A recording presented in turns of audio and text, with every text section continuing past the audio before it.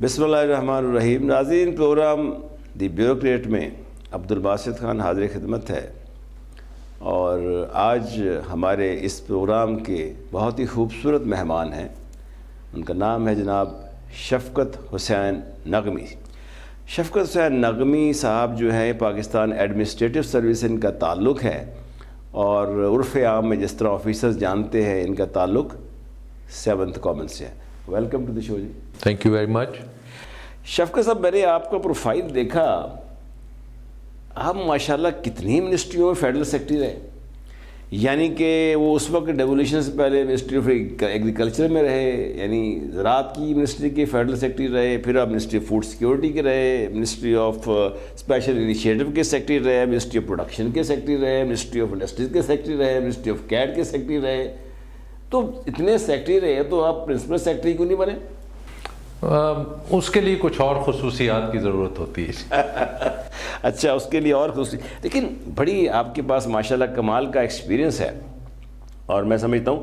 یہ بتائیے شفقت صاحب کہ جب آپ سی ایس ایس کرنے کا خیال کب پیدا ہوا؟ یعنی آپ کی تعلیم جو تھی، تھوڑا سا اس پہ روشنی ڈالیں کہ کہاں سے آپ نے گریجویشن کیا، ماسٹر کہاں سے کیا، اور کب خیال آیا سی ایس ایس کرنے کا؟ سی ایس ایس کا خیال تو میرے دماغ میں ڈالا گیا، اور وہ میرے والد صاحب نے ڈالا. خود پولیس افسر تھے تو وہ چاہتے تھے کہ میں بھی پولیس میں جاؤں. بلکہ حقیقت یہ ہے کہ جب میرا رزلٹ نکلا اور مجھے پتہ چلا کہ مجھے ڈی ایم جی مل گئی ہے، تو میں نے انہیں ایک معذرت کا خط بھی لکھا کہ جی مجھے افسوس ہے کہ میں پولیس میں نہیں جا سکا، اور میں ڈی ایم جی میں چلا گیا. تعلیم کے حساب سے یہ ہے کہ میں نے B A government college Lahore سے کیا. گویا کہ آپ راویین ہیں؟ جی میں راویین ہوں ماشاءاللہ. اس کے بعد ماسٹرز میں نے انٹرنیشنل ریلیشنز میں قائد اعظم یونیورسٹی سے کیا.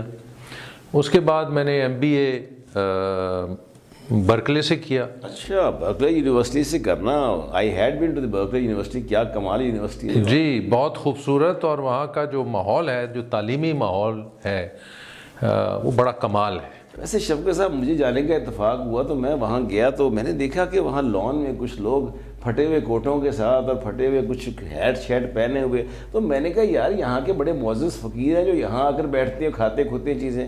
تو مجھے انہوں نے کہا جی یہ فقیر نہیں ہے بلکہ فلاسفر لوگ ہیں یہاں کے. جی، برکلے میں آپ کو اس قسم کے بہت سارے لوگ ملیں گے، بلکہ ایک شخص تھا جو وہاں پہ بیٹھ کے گانے گایا کرتا تھا. اچھا. اور انتہائی بے سرا، لیکن گانے سے باز نہیں آتا تھا. ایک دن میں گزرا تو مجھے کہنے لگا کہ جی $1 مجھے دو گے؟ میں نے کہا لو بھائی. میں نے کہا ہم بھی گورے کو بھیک دے رہے ہیں. گورے کو بھیک دے رہے ہیں، یہ بھی بڑی خوشائن بات ہے. ایگزیکٹلی. تو میں نے کہا کیوں؟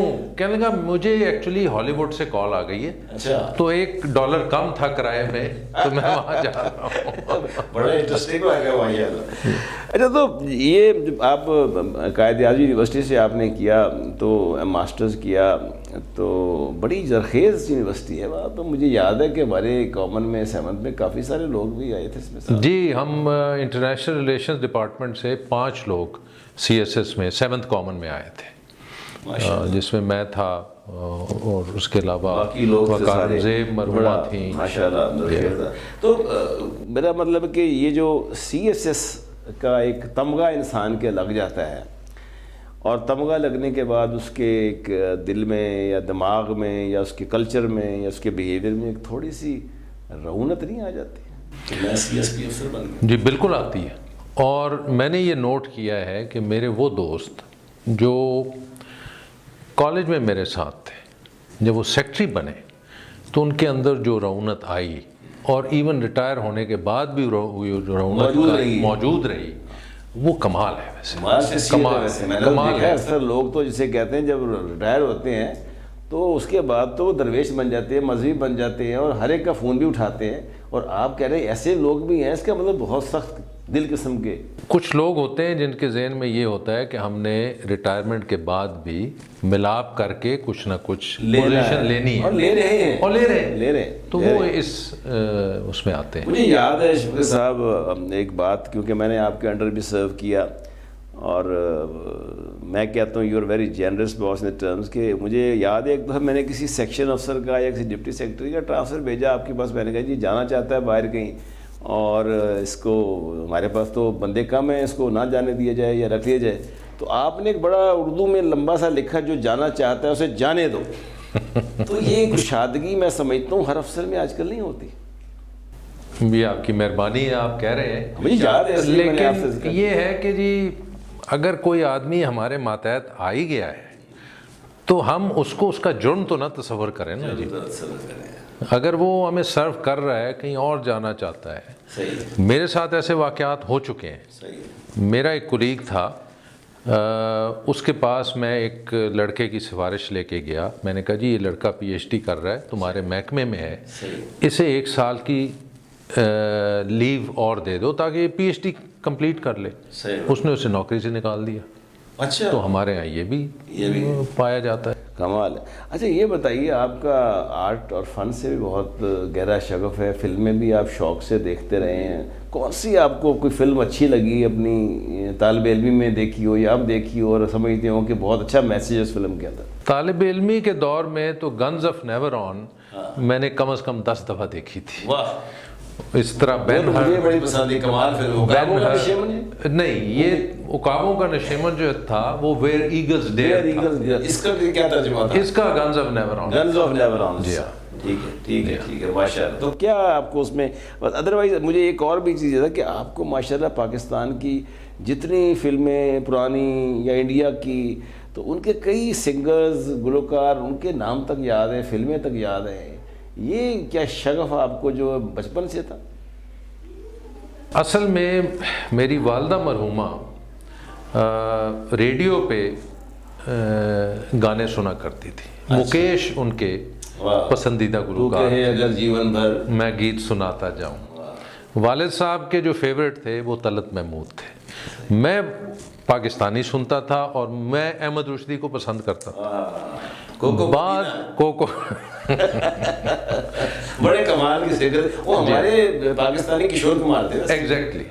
بعد میں رفیع صاحب سے تعارف ہوا تو سمجھ آئی کہ بھائی گلوکار ایک ہی ہے. مجھے میرے بچے کہتے ہیں کہ آپ کسی اور کو کیوں نہیں سنتے؟ میں نے کہا جب میں رفیع کے سارے گانے سن لوں گا اس کے بعد میں کسی اور کی طرف جاؤں گا. ویسے کمال. ابھی میری ذاتی کلیکشن میں کمپیوٹر کے اوپر میرے پاس 2500 سے زیادہ رفیع صاحب کے گانے ہیں. جی ہاں ماشاءاللہ، زبردست. احمد رشدی کے بھی 4-5 ہیں. جی میرا خیال ہے شاید اسی وجہ سے آپ نرم طبیعت، نرم گو اور خوبصورت مزاج کے حامل ہیں. یہ آپ میرا توا لگا رہے ہیں. نہیں آپ ماشاءاللہ آپ کی شخصیت ایسی ہے کہ جس کی تعریف کی جائے. مطلب میں دیکھیں نا، آپ بھی ریٹائرڈ ہیں، میں بھی ریٹائرڈ ہوں. ابھی تو مجھے آپ سے کچھ نہیں لینا فی الحال، لیکن میں نے جو واقعات دیکھے ہیں آپ کے ساتھ، جس طرح آپ جنراسٹی کے ساتھ اپنے سب آرڈینیٹس کو فیور کرتے تھے. فیور سے مراد یہ کہ ان کو امپاور کرتے تھے، ان کی گرومنگ کرتے تھے، ان کی ٹریننگ کرتے تھے.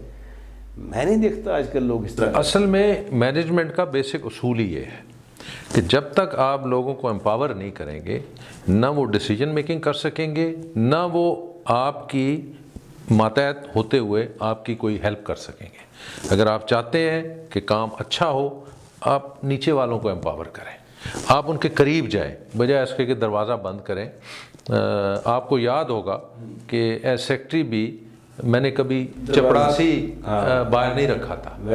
چپڑاسی کا کام صرف مجھے چائے پلانا ہوتا. بالکل صحیح. یہ بتائیے کہ آج کل کے بارے میں بہت بیوروکریسی پہ کرٹیسائز بہت ہوتا ہے. لوگ کہتے ہیں جی ڈیسیجن میکنگ نہیں ہوتی اس میں آگے. تو ڈیسیجن میکنگ میں کیا وجوہات ہیں کہ آج بیوروکریسی جو ہے ڈیلیبریٹلی یہ تاثر دے رہی ہے جی کہ ہمیں بہت فریکوینٹ ٹرانسفر کیا جاتا ہے، یا ہمیں بہت سے معاملات کا کبھی عدالتوں کا سامنا کرنا پڑتا ہے، کبھی کورٹوں میں جانا پڑتا ہے. یہ وجوہات ہیں یا ان میں کیپیسٹی کا ایشو ہے؟ آپ نے خود ہی اپنے سوال کا جواب دے دیا ہے. یہ سارے جو باتیں آپ نے کہی ہیں یہ ساری وجوہات ہیں. بات یہ ہے کہ بیوروکریسی ڈر گئی ہے. بیوروکریٹ ویسے بھی کبھی کوئی بہت بہادر چیز نہیں ہوتا، لیکن جو حالات بن گئے ہیں یہ آج نہیں، اس سے بہت پہلے کے کئی سالوں سے یہ حالات بن گئے ہیں کہ بیوروکریسی اب دلیری سے کام نہیں کرتی. دلیر نہیں رہی. میں کہتا ہوں بشفقت صاحب جو آدمی آنیسٹ ہے، ڈیڈیکیٹڈ ہے، کمیٹڈ ہے، تو اسے تو کسی سے ڈرنا بھی نہیں چاہیے. اس کو دیکھیں، بیوروکریٹ جو ہے میرے نزدیک کاغذی شیر ہے. کاغذی شیر کیوں ہے؟ کہ وہ ایک کاغذ کی مار ہے. کون سا کاغذ؟ نوٹیفیکیشن. بیوروکریٹ ایک نوٹیفیکیشن کی مار ہے. تو ایماندار سے ایماندار افسر بھی یہ نہیں چاہے گا کہ اگر وہ فرض کریں پنجاب میں ہے، اس کو جی او آر میں گھر ملا ہوا ہے، وہ نہیں چاہے گا کہ مجھے یہاں سے فیڈرل گورنمنٹ بھیج دیا جائے. میں گھر سے بھی رہوں، پھر وہاں جاؤں، وہاں گھر نہ ملے. تو یہ ساری پریکٹیکل چیزیں دیکھ کے بھی. جی شوکت صاحب، آپ کا تعلق تھوڑا سا کھیل کے ساتھ بھی بہت رہا، اور بڑا جب آپ ڈپٹی کمشنر شیخوپورہ تھے، مجھے یاد ہے آپ کے ہم گئے بھی تھے وہاں، تو وہاں کرکٹ کا میچ بھی ہم نے کھیلا تھا سول سروسز آفیسرز کی ٹیموں کے ساتھ. تو پھر آپ نے وہاں کرکٹ کا بہت بڑا گراؤنڈ بنایا جی اسٹیڈیم. اس کے بعد آپ پی سی بی میں گئے، چیف آپریٹنگ آفیسر لگے رہے. جی ہاں جی ہاں. تو یہ آپ کا کھیلوں کی طرف یا رجحان یا یہ کیا انڈیکیٹ کرتا ہے؟ کوئی آپ کا شوق تھا اس سے کرکٹ میں جانے کا؟ ویسے تو وہاں تنخواہ بھی ٹھیک ٹھاک ملتی تھی. ہاں نہیں، شوق تو تھا، اور پھر ایک ذہن میں خواہش بھی تھی کہ جی میں کرکٹ مینجمنٹ کروں. تو اس حساب سے جب مجھے اپرچونٹی ملی تو میں بڑی خوشی سے. As a chief operating officer آپ نے کام کیا اور بڑی دلیری سے کام کیا، تو کرکٹ کے معاملات کو آج کیسے دیکھتے ہیں آپ آج کے لحاظ سے؟ دیکھیے، آج کے لحاظ سے ایک بہت بڑا قدم ایسا لیا گیا ہے جو میرے خیال میں کرکٹ کے لیے بہت ہی برا ثابت ہوگا. اچھا.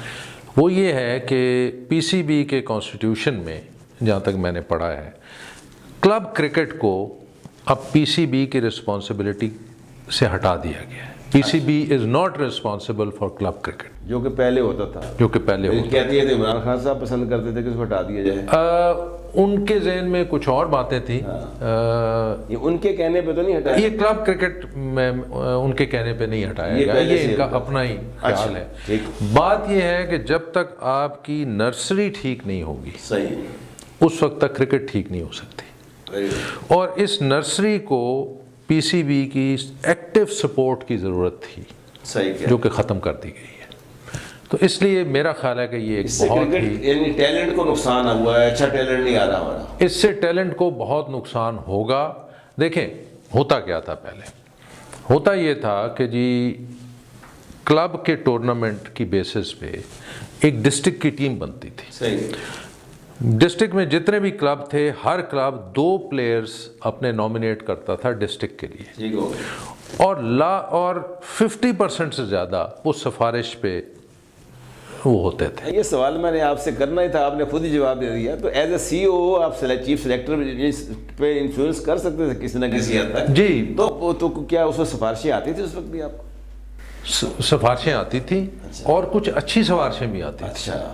جو کہ بعد میں بلیسنگ ان ڈسگائز ثابت ہوئی. مثلاً ایک فاسٹ بالر جو آج بھی کھیل رہے ہیں، نام نہیں لیتا ان کا، مجھے پتا ہے. میرے ایک دوست آئے اور کہنے لگے کہ جی یہ بالر جو ہے اس کو یار کسی طرح ٹیم میں لے کے آؤ. ٹھیک ہے. اچھا، میں نے اپنے ایک ڈائریکٹر کرکٹ تھے، ان سے پوچھا کہ بھائی یہ کیسا ہے لڑکا؟ تو اس کا جواب تھا، امیر آدمی کا بیٹا ہے، اس نے کیا کرکٹ کھیلی. واہ. اچھا، میں تھوڑا سا ششتر رہ گیا. میں نے کہا بھائی یہ تو سنتے تھے کہ غریب آدمی کا بیٹا ہونا جرم ہوتا ہے. ہاں، یہ امیر آدمی کا کیا؟ پھر میں نے ادھر ادھر سے پتہ کیا تو پتہ چلا کہ جی لڑکا تو اچھا ہے، ٹیلنٹ ہے اس میں. تو اس کو پھر میں نے سی کیٹیگری میں شامل کروایا، اور وہ آج بھی کھیل رہا ہے. اس کا چلو ایک تو آپ نے بڑا اچھا فیصلہ کیا، اور یہ پاکستان کے لیے بہتر ثابت ہوا. جی. اور جب وہ آسٹریلیا میں وہ بالنگ کراتا ہے تو بڑے بڑے بلے باز جو ہوتے ہیں ان کے پسینے چھوٹ جاتے ہیں. اور اگر اس کا کیچ نہ چھوٹتا اس اوور میں تو شاید وہ میچ ہم جیت جاتے. آپ کا اشارہ وہاب ریاض کی طرف ہے. Wonderful player. اچھا شوکت صاحب، تھوڑا سا کرکٹ کے آگے ہم ادھر آتے ہیں. آپ ڈیولیوشن سے پہلے فیڈرل سیکرٹری ایگریکلچر رہے. جی.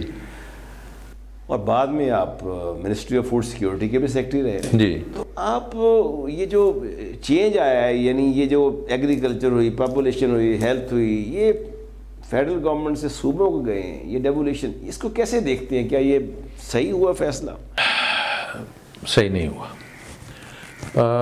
جب آپ ایک برتن توڑ دیں پھر آپ جتنا مرضی گلو لگاتے رہیں وہ برتن پھر جوڑ نہیں پاتا. آپ نے فوڈ اینڈ ایگریکلچر کی وزارت ختم کی، 6 مہینے کے اندر اندر آپ کو پتہ چل گیا کہ ہم نے غلطی کی. آپ اسی چیز کو فوڈ سیکیورٹی کے نام سے نئی وزارت بنا کے لے آئے. ویسے تو اور بھی آئی تھی، کلائمیٹ چینج بھی آئی تھی. پھر آپ نے کلائمیٹ چینج بنا دی، پھر آپ نے ہیلتھ کی منسٹری ایک نئے نام سے ریگولیشن.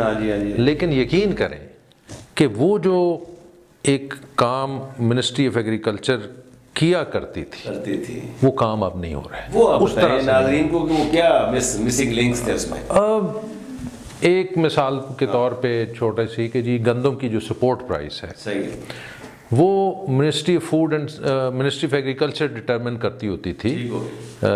پرائم منسٹر اسی طرح اس طرح آج بھی ای سی سی کے پاس جاتا ہے. ٹھیک ہو گیا. اچھا، لیکن اس میں یہ ہوتا تھا کہ ایک باقاعدہ میکنزم بنا ہوا تھا کہ صوبے اپنے اپنے ریکمنڈیشنز بھیجتے تھے اور پھر مل کے طے ہوتا تھا. اب یہ ہے کہ اب کوئی میکنزم اس قسم کا کانسٹیٹیوشنل میکنزم نہیں ہے. ٹھیک ہے. چنانچہ اگر ای سی سی نے 1650 روپے گندم کی پرائس اگر طے کر بھی دی ہے اب، تو ہم سن رہے ہیں کہ شاید سندھ جو ہے وہ 2000 سے 2200 تک جا رہی ہے پرائس. تو اگر 2000 کرے گا تو آپ کی تو ملتان سے آگے کی جتنی گندم ہے وہ سکھر چلی جائے گی. صحیح بات. تو یہ اس قسم کی ایشوز ہیں جو شفقت صاحب یہ ٹھیک ہے، اگر وہ 2200 کرنا چاہتے کر لیں آگے، لیکن پھر آپ کے پاس ایسا میکنزم ہونا چاہیے کہ سمگلنگ کا کوئی خواب ہی رہ جائے کہ سمگلنگ کر نہ سکے کوئی. لیکن جیسے آپ ہمارے ملک کے حالات جانتے ہیں کہ سمگلنگ تو ہوتی ہے. اور وہ جو اب مجھے یہ بتائیے اسی بات سے آگے چلتے ہیں کیونکہ آپ دیکھ رہے ہیں اس ملک میں آٹے کا بحران بہت زیادہ شدت اختیار کر گیا. گندم امپورٹ ہو رہی ہے، گندم ایکسپورٹ بھی ہوئی. یہ مطلب کہ کبھی ایسا ہوا نہیں، ہم نے اپنی زندگی میں ایسا دیکھا ہو کہ اتنی شدت اختیار کر جائے یہ بحران آٹے کا کہ اتنا مہنگا چلا جائے گا. باسط صاحب اس میں فگرز کی بات ہے، کہیں بور نہ ہو جائے. نہیں فگر بہت ضروری ہے جی. بتائیے عوام کو کہ یہ آخر یہ ہوا کیا، یہ کیا مسئلہ ہوا، کس کی غلطی ہے. 2019-20 میں جی ہاں گندم جو پیدا ہوئی 25.2 ملین ٹن پاکستان میں گندم پیدا ہوا. 25.2 ملین ٹن. ٹھیک ہو گیا، پیدا ہو گیا. اس میں اگر موسم ٹھیک رہتا، یلو رسٹ نہ لگتی تو اس سے بڑھ سکتی تھی. بہرحال بارشیں ہو گئی تھی بہت جی بارشیں ہو گئی تو 25.2 ملین ٹن پیدا ہوئی. ٹریڈیشنلی جو ہماری عوامی ضرورت ہے وہ 24.9 ملین ٹن، یعنی ہماری پیداوار سے ضروریات کم تھی. ٹھیک ہو گیا. اچھا، اب ہوتا کیا ہے کہ 10% اسٹریٹیجک ریزرو کے طور پہ گورنمنٹ خرید کے اپنے پاس رکھتی ہے. جیسے پاسکو میں ہے، پنجاب گورنمنٹ خریدتی ہے، سندھ گورنمنٹ خریدتی ہے. اچھا، اب یہ ہوتا تھا کہ یہ یہ جو 10% ہے یا 2.5 ملین ٹن ہے، یہ گورنمنٹ اس وقت ریلیز کرتی تھی جب ضرورت پڑ جاتی تھی. لیکن پچھلے سالوں سے کیری فارورڈ بھی چلا آ رہا ہوتا تھا. ٹھیک ہو گیا. اور ہر سال تقریباً 60 لاکھ ٹن گندم پچھلے سالوں کی اس سال کی نئی فصل کے ساتھ ہمیں ایکسٹرا ملتی تھی. اس سال ہمیں صرف 6 لاکھ ٹن ملی ہے پچھلے سالوں. ٹھیک ہو گیا. ٹھیک ہو گیا. تو اس کی وجہ سے یہ کرائسس ہوا. دوسرا جو سنتے ہیں، اخباروں میں پڑھتے ہیں، میرا ذاتی نالج نہیں ہے، لیکن جو میں نے پڑھا ہے وہ یہ ہے کہ بہت ساری گندم یہاں سے KP کے اور وہاں سے پھر افغانستان چلی گئی. ٹھیک ہو گیا. تو جب تک یہ ایشوز ہم سارٹ آؤٹ نہیں کریں گے، فی الحال ہمیں 1-8 سال، مجھے لگتا ہے، اللہ کرے کہ میں غلط ہوں، کہ یہ گندم کا بحران رہے گا. جی ہاں. ویسے بڑا میں سمجھتا ہوں کہ اچھا نہیں ہے، کیونکہ ایک کہتے ہیں نا غریب تو بیچارہ روٹی کھاتا ہے، کبھی پیاز سے بھی کھا لیتا ہے، کبھی اچار سے بھی کھا لیتا ہے. اگر روٹی نہیں ہوگی تو پھر تو اچار یا پیاز نہیں کھا سکتا آدمی. اور پھر یہ افغانستان کا بھی سنتے ہیں، وہاں بھی سمگل ہوتی ہے، ہمارا آٹا بھی سمگل ہوتا ہے. یہ بڑے مسائل ہیں. آپ مجھے یاد ہے آپ سیکٹری انڈسٹریز بھی رہے ہیں. جی ہاں. سیکٹری انڈسٹریز کے حوالے سے اب چینی کے بحران چونکہ وہ میرا خیال ہے آپ کے ڈومین میں آتے ہیں, if I'm not wrong. جی, چینی کا بھی اگر آپ فگرز کی بیسس پہ بات کریں تو 4.9 ملین ٹن چینی پچھلے سال پیدا ہوئی 4.9 ملین ٹن. 0.5 ملین ٹن پچھلے سال کے ریزروز موجود تھے. ٹھیک ہو گئی. گویا جب یہ پچھلا کرشنگ سیزن شروع ہوا تو 5.4 ملین ٹن ہمارے پاس موجود. ٹھیک ہو گیا. ہسٹوریکلی جو ہماری ریکوائرمنٹ ہے وہ 5.3 ملین ٹن ہے. ٹھیک ہو گیا. 5.3 سے 5.6. ان ادر ورڈز ہمارے پاس اتنی چینی موجود تھی جتنی چینی ہمیں چاہیے. پتہ نہیں یہ فیصلہ کیوں ہوا کہ 1.1 ملین ٹن چینی کو ایکسپورٹ کر دیا جائے. یعنی آپ نے 20% اپنی جو سپلائی تھی وہ آپ نے باہر بھیج دی. جب آپ کی ڈیمانڈ سے سپلائی 20% کم ہو جائے گی تو قیمت 64 روپے سے جاتی ہوئی 110 پہ چلی گئی. اچھا, لوگوں نے چینی خریدنی ذرا کم کر دی, ڈیمانڈ کچھ نیچے آئی, تو اب سنا ہے کہ جی 3 لاکھ ٹن کی ہمیں ضرورت ہے. 3 لاکھ ٹن اب 86 روپے کے اوپر امپورٹ ہو رہی ہے. قیمت چلی گئی ہے 100 روپے پہ. اب وہ آپ نے ایک پنجابی کی مثال تو سنی ہوگی کہ کوبے نو لت پہ گئی. اس سارے چکر میں شوگر مل والوں کی چاندی ہو گئی ہے. وہ کیسے؟ وہ اس طرح کہ پہلے 190 روپے گنا خریدتے تھے, اب وہ 200 روپے کے قریب خریدیں گے. صحیح ہے. پہلے وہ چینی بیچتے تھے 64 روپے کی. ٹھیک ہے. اب قیمت اگر 110 سے کم ہو کے 100 پہ بھی آ جائے تو وہ 100 روپے پہ بیچیں گے, تو ان کو تو 36 روپے فی کے جی اگلے اس میں مل جائے گا. یہ تو بڑا چھکا مارا ہے جی انہوں نے, کمال ہی کر دیا. تو اور یہ کارٹل جو ہے یہ ان کا بنا ہوا ہے خاص طور پہ. اس پہ تو کورٹ نے بھی باقاعدہ نوٹس لیا, پھر وہ میرے خیال ان میں جہانگیر ترین اور یہ باقاعدہ حمزہ شوگر مل, یہ ساری ان کی پولیٹیشنس کی بلین ہے.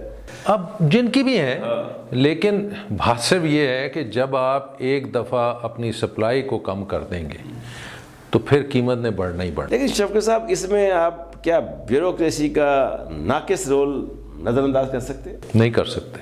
اس کی وجہ یہ ہے کہ جس وقت یہ فیصلہ ہوا کہ یہ گندم ہم نے ایکسپورٹ کرنی ہے تو ان کو فگرز کس نے دیے؟ آل پاکستان شوگر ایسوسی ایشن نے. ٹھیک ہے. انہوں نے کہا جی کہ یہ ایکسپورٹ کر کے بھی آپ کے پاس 2.4 ملین ٹن چینی ہوگی جو اگلے 5.5 مہینے کے لیے کافی ہے. بالکل ٹھیک ہے. اچھا, جب گھوڑا رسی توڑا کے نکل گیا یعنی ایکسپورٹ ہو گئی, اس کے بعد تو پھر بیوروکریسی کو خیال آیا کہ یار ہم نے تو چیک ہی نہیں کیا, سب کچھ لٹا کے ہوش میں آئے تو کیا ہوا. جب چیک کیا تو پتہ چلا کہ جی اتنی چینی تو ان کے سٹاک میں تھی نہیں. ظاہر ہے وہ تو جو بھی سیکٹری انڈسٹریز ہے یا سیکٹری فوڈ سیکیورٹی ہے, ظاہر ہے ECC سمری جاتی ہے تو سمری تو وہیں سے انیشیٹ ہوتی ہے. ہاں آف کورس اگر آپ پہ ڈیپینڈ کرتا ہے کہ آپ نے ریکمنڈیشن یہ دی ہے کہ ایکسپورٹ نہ کی جائے اور آگے سے کوئی کر لیتا ہے یا فائنانس منسٹر کر لیتا ہے, اجازت کرتا ہے, پرائم منسٹر سے لیتا ہے, ذمہ داری ان پر آ جاتی ہے. لیکن اگر وہ فرض کرے بھیجتا ہے چیزیں تو آگے ادراک تو ضرور ہونا چاہیے. اور میں دیکھیں بنیادی ذمہ داری تو جو سمری بھیج رہا ہے اس پہ اس کی ہے نا. بالکل آپ نے کہا, اور میں سمجھتا ہوں کہ یہ ہے وہ رول جو میں سمجھتا ہوں بیوروکریسی کے, جہاں پر آ کر حکومت کو شرمندگی کا سامنا کرنا پڑتا ہے. لیکن حیرت کی بات ہے, اتنی گندم امپورٹ کر رہے ہیں, اتنی شوگر بھی لا رہے ہیں, لیکن ابھی still this crisis on. Any way, یہ تو بہت شکریہ آپ کا. اچھا شفقت صاحب, پروگرام کا وقت چونکہ بہت محدود ہے تو مجھے یہ بتائیں کہ آپ سروس میں آئے, ماشاءاللہ 7 سیکٹری رہے, مختلف منسٹریوں کے فیڈرل سیکٹری رہے, آپ نے بہت کچھ دیکھا زندگی میں, لائف میں انجوائے کیا, اور آپ کی اہلیہ بھی ماشاءاللہ وہ بھی آپ کی بیچ میٹ ہی ہیں, اور سب کچھ اپنے بچے ماشاءاللہ آپ کے سب. ڈو یو تھنک کہ آپ سمجھتے ہیں کہ یہ جو میں سروس میں آیا, قدرت نے مجھے بھیجا یہاں پر, فائن, یا کوئی ریگریٹس ہیں کہ یا کسی اور جگہ ہوتا, یا کوئی جیسے آپ کہتے ہیں کسی اور فن کا مظاہرہ کر رہا ہوتا کسی جگہ؟ یہ بات اگر میں کہوں گا تو پھر وہی شعر یاد آئے گا، مصرع ہائے اس زود پشے ماں کا پشے ماں. نہیں اب اگر میں نے شادی کی بات نہیں کی، میں تو یہ بات کر رہا ہوں کہ کوئی اور آپ کے ذہن پروفیشن. اب اگر میں کہوں بھی کہ کاش، میرے ذہن میں ایک بات آتی ہے کہ کاش میں نے پی ایچ ڈی کی ہوتی اور میں کہیں پڑھا رہا ہوتا، ریسرچ کر رہا ہوتا، master of your own self. ہاں، لیکن کیونکہ ریسرچ میں مجھے دلچسپی تھی، میرا ایک آرٹیکل جو تھا وہ ییل میں بھی پبلش ہوا تھا، تو شوق تو تھا لیکن والد صاحب مگر یہ ہو نہ سکا. لیکن آپ نے ماشاءاللہ یہ تو ایسا علم ہے جو کہ آپ اب بھی جاری رکھ سکتے ہیں، پڑھ سکتے ہیں، اور میں سمجھتا ہوں کہ جو علم ہوتا ہے وہ تو استعمال کرنے سے، خرچ کرنے سے بڑھتا ہی ہے، انسان کی شخصیت کو چار چاند لگا دیتا ہے. اگر میں یہاں پہ وہ ایک شعر بولوں جس میں عشق کی جگہ آپ بیوروکریسی کو سبسٹیٹیوٹ کریں کہ عشق نے غالب نکما کر دیا ورنہ ہم بھی آدمی تھے کام کے. شفقت صاحب، بیوروکریسی کے لیے کوئی پیغام جو آپ کے، جو ہماری یہ نئی جنریشن بیوروکریسی کی آ رہی ہے، آپ نے تجربہ سب کچھ آپ نے لائف میں حاصل کیا، کیا پیغام دینا پسند کریں گے؟ میرا پیغام یہ ہے کہ اس ملک کا اور ہمارے قائد اعظم کا آپ کے اوپر بہت بڑا احسان ہے. آپ نے اس احسان کا بدلہ ایمانداری، عقل مندی اور دلیری سے فیصلے کر کے چکانا ہے. کہیں نہ کہیں آپ کے راستے میں مشکلیں آئیں گی اور بہت ساری مشکلیں آئیں گی، لیکن یہ یاد رکھیے گا کہ سب دن ایک جیسے نہیں ہوا کرتے. تو دلیری سے فیصلے کریں، عقل مندی سے فیصلے کریں اور اپنے ضمیر کے مطابق کریں. لیکن بے ضمیر والے اوپر بھی تو بیٹھے ہوتے ہیں نا جو کہتے ہیں یہ ایسے فیصلے کرو. نہیں، میں نے اچھا، عجیب بات یہ ہے کہ مجھے اپنی سروس میں ابھی تک کوئی ایسا شخص نہیں ملا، ایسا پولیٹیشین نہیں ملا جس نے مجھے کہا ہو کہ جی یہ غلط کام کرو. اچھا، یہ اتفاق کی آپ بہت خوش قسمت رہے اس معاملے میں، اور مطلب آپ نے اپنی عقل کا استعمال کیا اور اس کے مطابق فیصلے کرتے رہے. جی، اگر آپ خود میل ملاپ کرنا چاہیں گے، خود غلط فیصلے آپ خود کرنا چاہیں گے تو وہ پھر. بہت شکریہ شفقت حسین نقوی صاحب، سابق فیڈرل سیکریٹریز، جو ماشاءاللہ تو نام اتنے ہیں ماشاءاللہ ان کے منسٹری کے، انہوں نے کام کیا، بڑا تجربہ رہا، اور ان کا بہت شکریہ کہ خاص طور پہ یہ اسلام آباد سے لاہور آئے ہوئے تھے، اور میں نے موقع سے فائدہ اٹھاتے ہوئے ان سے ریکویسٹ کی اور انہوں نے میری درخواست قبول کر لی. آج ہمارے مہمان تھے، بڑی بے باک گفتگو کی، اور خاص طور پہ یہ جو آٹا اور چینی کا بحران جس سے آج ہمارا ملک دوچار ہے، جس طرح انہوں نے روشنی ڈالی، اور آخر میں جو انہوں نے بات کہی کہ جو نوکر شاہی، افسر شاہی ہماری نیکسٹ جنریشن ہے، فیوچر جنریشن ہے بیوروکریسی کی، کہ ان کے لیے بھی پیغام دیا ہے کہ آپ فیصلے جو ہیں اپنی عقل سے کریں، ہر کام پہ شور نہیں مچایا کرتے. ویسے کل کسی ایک اور ہمارے گیسٹ نے کہا تھا کہ جہاں پر جو عقل مند لوگ ہیں یا بہت زیادہ لائق لوگ ہیں ان کو اس ملک میں سرو نہیں کرنا چاہیے، ان کو کہیں باہر چلے جانا چاہیے. لیکن بار کیف شفقت صاحب کا یہ پیغام ہے. اس کے ساتھ ہی مجھے اگلے پروگرام تک کے لیے اجازت دیجیے، اور انشاءاللہ تعالیٰ نیکسٹ پروگرام میں ایک نئے بیوروکریٹ کے ساتھ حاضر ہوں گے. جب تک ہمارے چینل سٹی چینل 7 کو آپ سبسکرائب کرنا مت بھولیے گا. اللہ حافظ.